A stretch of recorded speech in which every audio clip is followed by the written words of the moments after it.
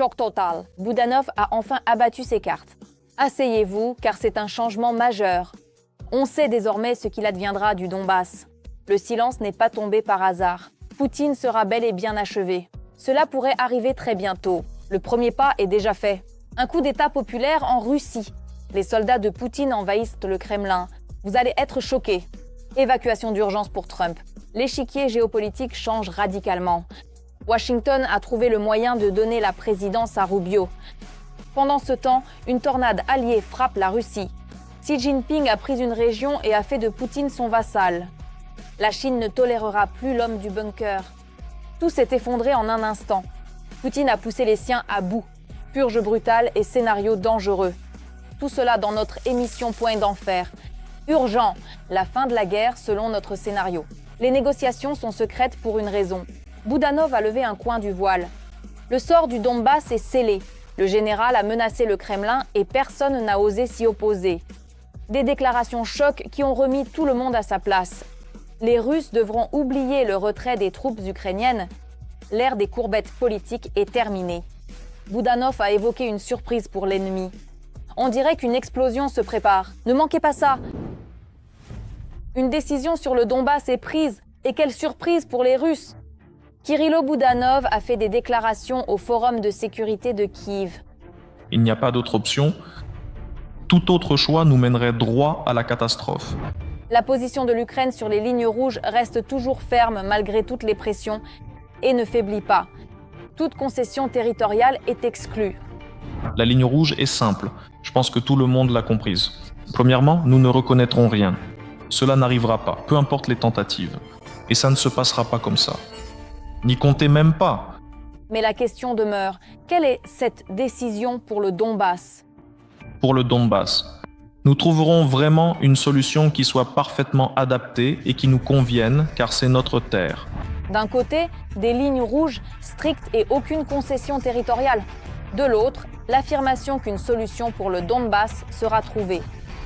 La position officielle de l'Ukraine est que la fin de la guerre se fera sur la ligne de front en ce moment. Il n'est donc absolument pas question de concession territoriale dans la région de Donetsk. Si le chef de cabinet le dit, c'est que la position est parfaitement claire pour les Américains et les Russes, et il n'y a donc aucune ambiguïté possible à ce sujet. Et tout aussi important, le sujet des négociations. Boudanov affirme que le travail dans cette direction se poursuit, mais sans donner de détails. Nous essayons de faire notre travail, j'y crois. C'est tout ce que je vous dirai. Le processus de négociation, en tout cas tous ces aspects plus ou moins sensibles, ne peuvent pas être divulgués. Mais si le processus se déroule sans déclaration publique, quel est son état réel actuel? La déclaration de Boudanov sur des avancées significatives au Donbass et sur la possibilité d'un nouvel échange de prisonniers montre que les négociateurs travaillent dans tous les sous-groupes politiques, économiques, militaires et, bien sûr, humanitaires.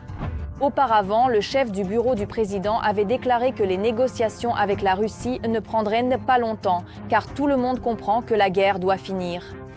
Il s'agit d'éléments de contrainte militaire exercés par l'Ukraine sur la Fédération de Russie.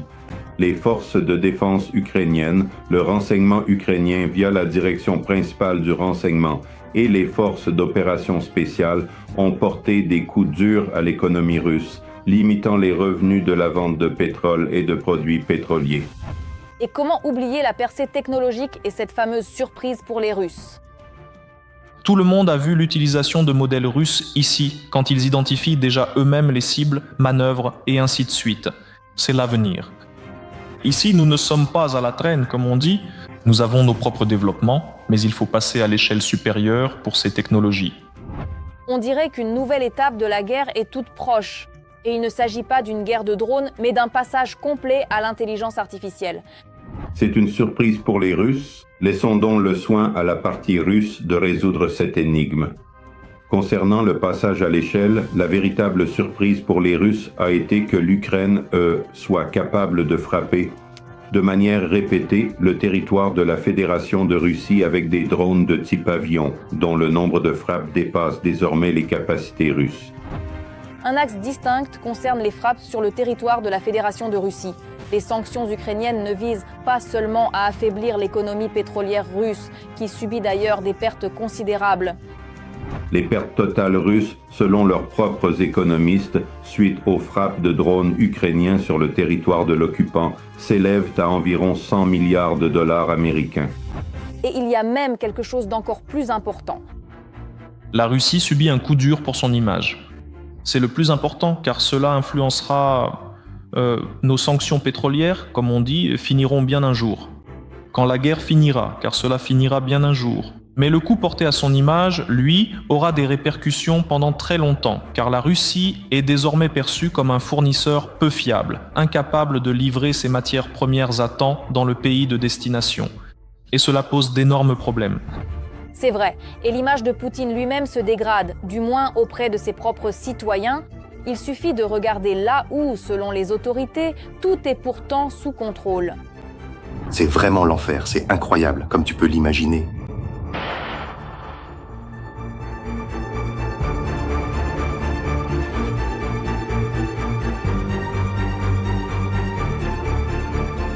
L'Ukraine continue de vivre et de se battre, sans freiner son développement, mais en améliorant et en modernisant ses capacités et technologies de défense.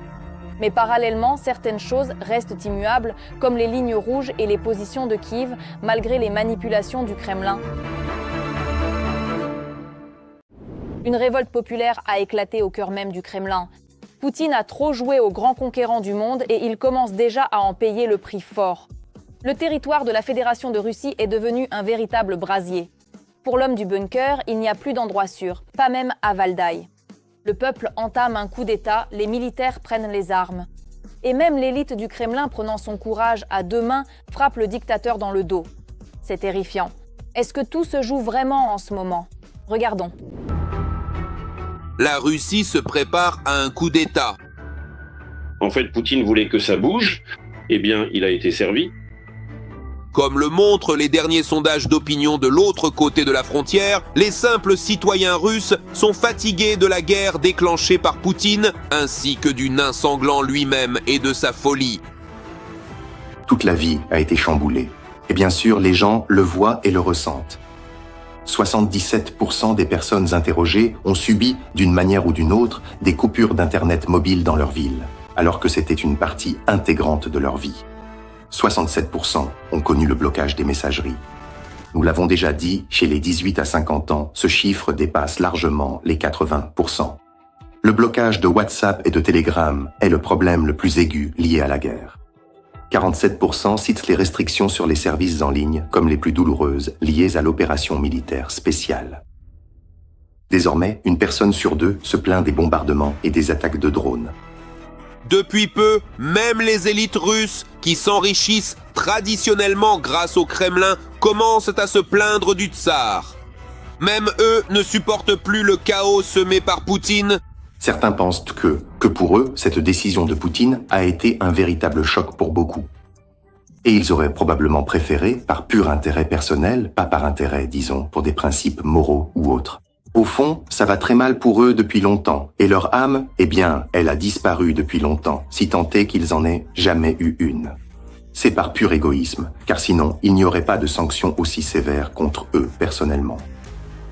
Les soi-disant turbo-patriotes de Russie ont également commencé à exprimer leur mécontentement massif envers le régime. Ces derniers, dans la 5e année de la guerre totale, sont définitivement déçus par Poutine et son idée du monde russe. Cela provoque une hystérie, même chez les cercles patriotiques pro-Z. Prenez Anastasia Kachevarova, qui aime tant dire la vérité toute crue et ne pas mâcher ses mots. Elle dit qu'aujourd'hui, on prend des décisions idiotes et que demain, on ramasse les corps des femmes et des enfants sous les décombres. C'est tout à fait juste. Les célébrités russes ne se taisent plus non plus. Après le succès retentissant du message vidéo de Victoria Bonia, de nombreux blogueurs, acteurs et musiciens ont commencé à exprimer publiquement leur mécontentement envers Poutine. Soyons honnêtes. Cet homme, Poutine, est au pouvoir depuis 26 ans. Si la vérité n'est pas dite pendant des décennies, ce n'est pas une erreur, c'est un système. Il y a cette vieille formule, le tsar est bon, les boyards sont mauvais. Il est temps pour nous de dépasser cela. De plus, tout le monde s'est mis à inciter le public à une révolte à l'échelle nationale. Une vague de messages vidéo provocateurs adressés aux autorités a déferlé sur tout le pays. Aujourd'hui, j'aimerais aussi m'adresser, mais pas à Poutine, plutôt à ceux qui ont commencé à parler, à mettre en lumière les problèmes qui surviennent aujourd'hui dans notre pays. Un immense merci à vous. Merci d'avoir fait ce premier pas, d'avoir agi non seulement par la parole, mais aussi par les actes, car aujourd'hui, la parole équivaut à l'acte. Cela peut avoir des conséquences bien réelles. Vous avez donc risqué votre confort pour aider les gens, pour leur transmettre l'information. Même son principal soutien en Russie s'est détourné de Poutine. Les forces de l'ordre et l'armée. Les généraux ne cachent plus qu'ils remettent à l'homme du bunker des rapports bidons sur la situation au front, pour ne pas énerver le dictateur une fois de plus. Résultat, au lieu de mettre fin à l'OMS, Putler croit dur comme fer que tout se passe comme prévu. Sauf que ce plan s'avère être une pure utopie. Bien sûr, tout cela finit par accumuler des risques pour lui, petit à petit, petit à petit, petit à petit. Et bientôt, le mécontentement général en Russie envers Poutine se transformera en révolte nationale, assurent les analystes. Et tout le monde y participera, des enseignants aux ouvriers, en passant par le grand patronat, les élites russes et l'armée régulière. Choc, Trump a été évacué d'urgence. Fusillade à Washington et réelle tentative de mettre fin à l'ère du dirigeant américain. Des détails choquants pour tous viennent de faire surface. Ruse pour booster les sondages ou véritable coup d'État au cœur même de la Maison-Blanche. Les Américains ne peuvent plus se contenir. Rubio talonne Trump et convoite déjà le fauteuil présidentiel. Simple coïncidence ou plan minutieux pour écarter discrètement Donald Trump? Regardons. Un obus ne tombe jamais 3 fois dans le même trou. Cette nouvelle tentative d'assassinat n'a pas dopé sa popularité en berne et n'a guère ému les États-Unis. On sait que le tireur était Cole Thomas Allen, un enseignant de 31 ans venu de Californie. Armé d'un fusil à pompe, il a tenté de forcer l'entrée de la salle où se trouvait déjà Trump. L'assaillant a pu tirer sur un agent du Secret Service avant d'être maîtrisé et interpellé. Aucun membre de l'administration américaine n'a été blessé. Donald Trump et J.D. Vance ont été rapidement évacués de la salle vers un lieu sûr. L'officier blessé se porte bien lui aussi. Il portait un gilet pare-balles.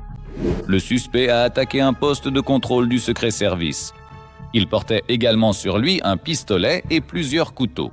Le tireur n'a pas été blessé et a été conduit à l'hôpital pour des examens. Pourtant, le simple fait de cette attaque en dit long selon les analystes. Ces derniers mois, la cote du président américain chute, surtout à cause d'une politique intérieure et étrangère jugée absurde. Les sondages d'opinion indiquent déjà que 55% des Américains soutiennent l'idée d'une destitution de Trump. Mais il n'y aura pas de destitution tant que sa base n'aura pas compris que Trump n'est pas du tout ce qu'il leur faut. Et ils n'ont jamais été aussi proches de cette prise de conscience qu'aujourd'hui. À vrai dire, Trump lui-même fait tout ce qu'il peut pour favoriser cette prise de conscience. Ses revirements constants, ses promesses non tenues ou ses actions trop agressives déplaisent aux Américains. L'un des derniers exemples est le meurtre de 2 citoyens opposés à la politique migratoire de la Maison-Blanche. Ils ont été tués. Une partie des conservateurs s'est détournée du parti républicain. C'était des centristes. Mais ils disent « Non, ce parti républicain est trop radical, nous ne voulons plus voter pour eux ». Ensuite, les catholiques. Les catholiques, qui représentent 23% de l'électorat d'ailleurs aussi. Et là, Donald Trump commence à se disputer avec le pape, se postant sous les traits de Jésus. En plus, J.D. Vance dit que le pape ferait mieux de s'occuper de morale plutôt que de commenter la politique.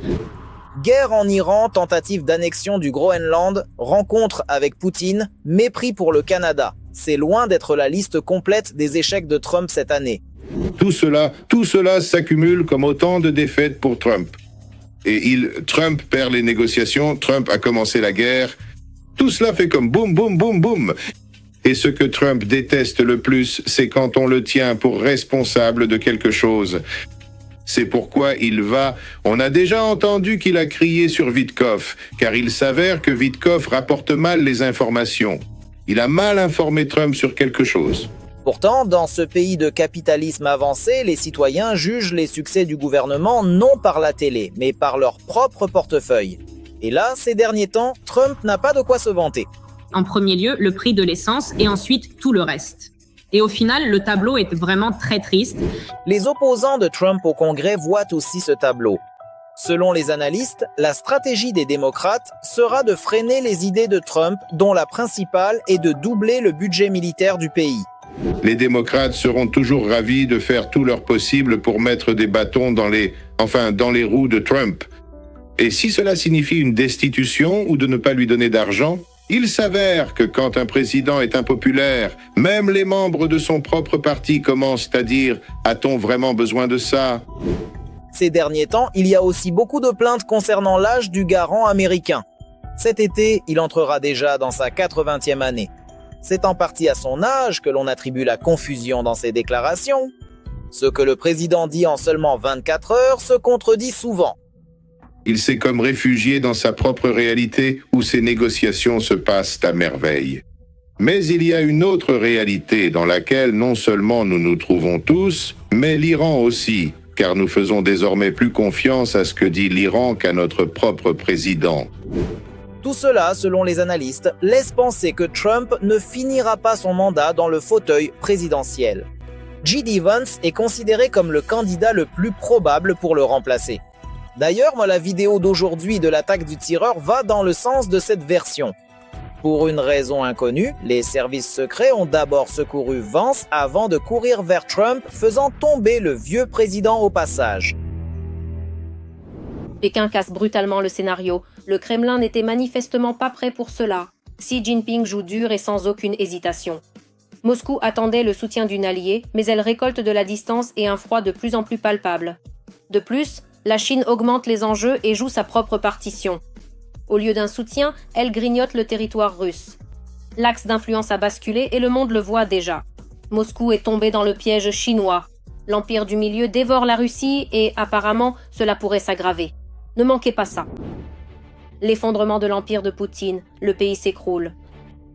Il ne faut pas avoir peur. Celui qui commence à avoir peur perd immédiatement sur tous les fronts. Mais il est impératif de comprendre ce qui peut arriver. La Chine absorbe la Russie. La Russie devient un partenaire mineur dont l'économie dépend de manière critique des technologies chinoises.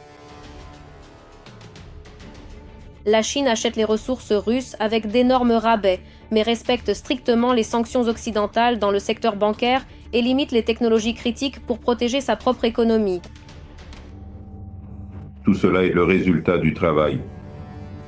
La mission de Lavrov à Pékin devait jeter les bases de la future visite de Poutine et de l'harmonisation des positions du Kremlin.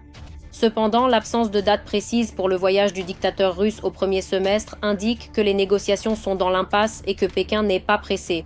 Je ne pense pas pouvoir ajouter quoi que ce soit ici. Depuis le lancement de l'initiative Une ceinture, une route, la Chine étend pas à pas son influence en Asie centrale. Elle finance des infrastructures, transformant la région en un nouveau pont de transit entre l'Asie et l'Europe, en contournant le territoire russe. La Chine applique à l'égard de la Russie le principe du soft power, c'est-à-dire l'absorption des régions russes frontalières de la République populaire de Chine. De plus, il faut noter que la Chine considère actuellement la Russie comme une annexe de matières premières, profitant notamment des sanctions pour obtenir du pétrole et du gaz, avec une remise de 30 à 40%. La Chine continue également d'accroître sa présence économique dans l'extrême-orient russe, restant un investisseur clé dans la région. Depuis le 15 septembre 2025, les Russes bénéficient d'un régime sans visa pour la Chine. Et en Sibérie et dans l'extrême-orient russe, des enclaves chinoises se forment déjà avec leurs propres écoles, entreprises et cultures.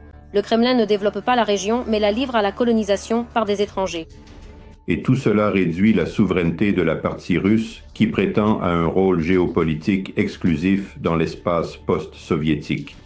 Par conséquent, comme nous le voyons, la République populaire de Chine n'est pas intéressée par une fédération de Russie en tant qu'État souverain fort. De plus, il est important de noter que depuis juillet dernier, la Chine a officiellement instauré des droits de douane sur les biens à double usage que le complexe militaro-industriel russe utilisait pour ses armements. Le changement de cap de la politique étrangère de la Chine devient évident. Les efforts de la diplomatie chinoise se concentrent sur la visite de Donald Trump. Pékin veut jeter les bases d'une nouvelle relation avec Washington, tandis que Moscou est délaissé à cause des défis politiques internes de Xi Jinping. Actuellement, on envisage un monde bipolaire, c'est-à-dire les États-Unis et Pékin. La Fédération de Russie n'a pratiquement plus de place sur la scène mondiale. Les États-Unis eux-mêmes le reconnaissent et par conséquent la République populaire de Chine. La Chine veut donc partager les zones d'influence géopolitique directement avec les États-Unis. Et le rôle de la Fédération de Russie est réduit à celui de simple figurant. La Russie n'est plus un pôle de puissance, elle devient une zone grise que tout le monde évite. Choc en Russie. Un nettoyage radical commence. Les fonctionnaires sont sacrifiés. Des milliers de personnes se retrouvent soudainement sur le carreau. Enseignants, médecins, fonctionnaires. Le système ne suit plus et rejette simplement les surplus. Un scénario brutal se dessine. Soit vous perdez vos moyens de subsistance, soit vous acceptez de nouvelles règles. Poutine ne mâche plus ses mots et retire son masque de complaisance. La tension monte, le système se fissure et le processus s'accélère. Et après ? Une question qui effraie même ceux qui se taisaient hier. La guerre entre le frigo et la télé s'intensifie. Papa, tu vas boire moins ? Non, mon garçon, c'est toi qui vas manger moins. Je ne sais pas si on touchera le fond au premier ou au deuxième trimestre. Le nombre de licenciements prévus en Russie a bondi de 43% selon Rostrud. Au 1er avril, selon les chiffres officiels, il y avait au total plus de 105 000 Russes qui étaient concernés par un licenciement. Nous comprenons que des temps très difficiles attendent les entreprises. Les impôts et les charges augmentent, la demande chute et les entreprises doivent faire des économies. L'une des stratégies les plus courantes, c'est de commencer à économiser sur le personnel. En gros, on licencie tout le personnel jugé inefficace. Qu'est-ce qu'un personnel inefficace ? Ce sont d'abord ceux qui ne génèrent pas de profit direct pour l'entreprise. Donc on ne touchera pas aux commerciaux. Ceux qui produisent ou travaillent directement ne seront pas touchés non plus. Mais les managers, secrétaires, community managers et autres recrutés durant les années fastes seront licenciés, informaticiens inclus. Ensuite, ceux qui travaillent dans des entreprises qui vont fermer perdront leur emploi. Cette année, de nombreux restaurants ainsi que beaucoup d'auto-entrepreneurs seront amenés à fermer leurs portes, car l'obligation de payer la TVA rend malheureusement leur activité beaucoup moins rentable. Et ce n'est que le début. L'année budgétaire vient à peine de commencer et les fonctionnaires russes admettent déjà que le budget de 2026 est irréaliste. L'argent restant après le financement de la guerre et les primes versées à ceux qui partent combattre en Ukraine ne suffit plus à rien du tout. Le plus grand nombre de licenciements est attendu dans les régions d'Omsk, d'Irkoutsk, le kraï de Krasnoïarsk et même à Moscou et sa banlieue. Parallèlement, les fonctionnaires de la capitale vont perdre leur poste. Ils vont sabrer tout le reste. Hôpitaux, cliniques, crèches, écoles, salaires des profs et les primes, enfin du personnel de base, de toutes ces institutions publiques, les fonctionnaires. Ce n'est pas un hasard si même Moscou et sa région ont annoncé qu'ils allaient supprimer jusqu'à 15% de leurs postes de fonctionnaires subalternes. À Moscou, ça représente environ 3000 personnes. Dans la région de Moscou, c'est du même ordre, peut-être même plus, parce que c'est fini, les budgets ne s'équilibrent plus, ils n'arrivent plus à joindre les deux bouts. À Moscou, un déficit budgétaire d'un demi-million de roubles est prévu pour cette année, et l'an dernier, c'était pareil. Et dans la région de Moscou, le déficit budgétaire atteint 70 à 80 milliards. Et ensuite, ça va se propager dans tout le pays. Les entreprises russes ont retardé autant qu'elles le pouvaient le licenciement de leurs employés. D'abord, malgré la pénurie de main-d'œuvre, les patrons ont gelé l'embauche de nouveaux salariés. Ensuite, depuis 1 an et demi, ils ont massivement eu recours au régime de travail à temps partiel. C'était considéré comme la nouvelle tendance du marché du travail russe. Les changements de personnel ne touchent pas que l'embauche, mais aussi les employés déjà en poste. Au 4e trimestre de l'an dernier, le nombre d'employés travaillant à temps partiel ou en chômage technique a bondi de 9,9% par rapport à avril-juin. C'est un record pour la période post-pandémie. La majorité des travailleurs, soit environ 1,3 million de personnes, sont à temps partiel par accord mutuel. Environ 200 000 autres se retrouvent sur le marché libre. Le mécanisme de réduction du temps de travail permet d'éviter des licenciements secs tout en optimisant les coûts, maintenant le chômage au plus bas. Les Russes ont témoigné sur le web des énormes problèmes d'emploi, même de façon officieuse. Sur les réseaux, on trouve des centaines de messages décrivant la réalité. C'est un bordel sans nom. 3 entreprises de ma ville, Sébastopol, font des coupes budgétaires. Des amis dans le Nord disent qu'il y a aussi des licenciements massifs dans les usines de leur coin. Mon mari est technologue, il a failli passer à la semaine de 3 jours. Les ouvriers, les gars de l'usine, beaucoup ont déjà été virés. Et tout ça, ce sont des boîtes d'électronique, de métallurgie, de plastique et j'en passe. Maintenant, tous les ouvriers se ruent sur le marché du travail. Mais il n'y a pas d'offre dans ma région, ni d'industrie. Kraï de Krasnodar, le concessionnaire Rostelmash.